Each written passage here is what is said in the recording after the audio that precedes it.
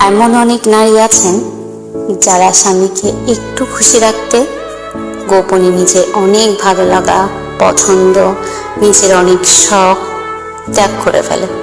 স্বামীর কাছ থেকে একটু প্রশংসা শোনার জন্য মেয়ের সবটুকু যত্ন দিয়ে রান্না করে।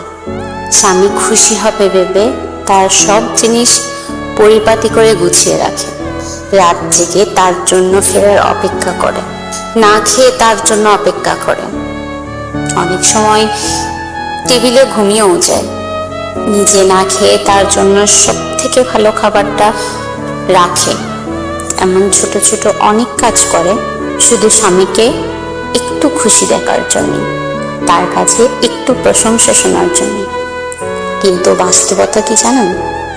ওই স্বামীগুলো কোনোদিনই এসব খেয়াল করে না, কখনোই কোনো কাজের জন্য স্ত্রীর প্রশংসা করে না। এরা ভাবে এগুলো তো তারই কাজ, সেটার জন্য আবার এত ন্যাকামি কি আছে।